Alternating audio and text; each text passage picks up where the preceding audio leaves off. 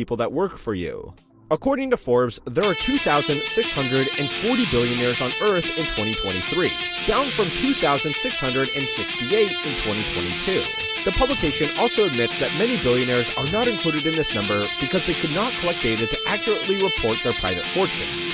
Even if you are really interested in personal wealth, you would probably know 50 of these people at most, and the rest just look like people in suits. The point is that every other rich person you know about is only known about because they want to be.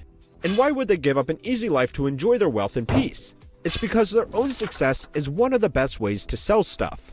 Whether it's Musk promising that full self-driving is just around the corner, Trump slapping his brand name on everything, or Kevin O'Leary role-playing as a businessman to pitch FTX, people buy success. People also buy relatability. So the clever billionaires that want to use their image to boost their own company will make sure that people can see them living lives that people can relate to, and aspire to at the same time. The New York Post recently ran an article about Warren Buffett's wife, who was supposedly overheard complaining about how expensive a $4 cup of coffee was at the annual Allen & Company Sun Valley Conference, which is nicknamed the summer camp for billionaires.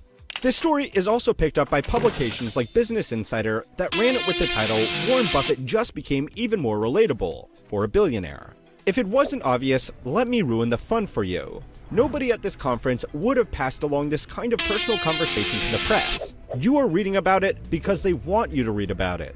Buffett's frugality is credited in his investment company's success, so he is selling an image just as much as Trump is with his steaks and O'Leary is with his wacky pants. For Buffett, this is a better story than a bunch of billionaires getting together to talk in private about, well, who the f knows? The only information that seems to leak from these events is how expensive the coffee is. Being relatable is an equally important sales tactic to people who want to sell a get-rich-quick course. An important element of any grift like this is that people need to believe that someone has become wealthy, and that they can do it too. So grifters will often talk about their humble beginnings while standing in front of a rented Lamborghini. This creates a situation where a lot of the people you see promoting their courses on YouTube will be poor people pretending to be rich people pretending to be poor people.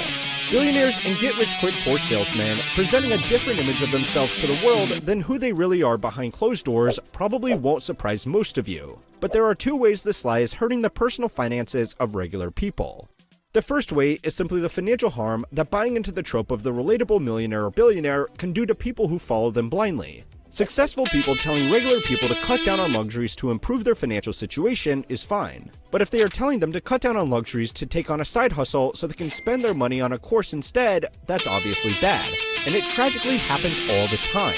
It's easier for people with something to sell to ask people to cut down on discretionary spending if they have already built up a personal brand around driving a cheap car and living in a tiny house even after they become a millionaire. Being a frugal millionaire is also easier to fake if the supposed millionaires ever get questioned about the legitimacy of their own success. Obviously,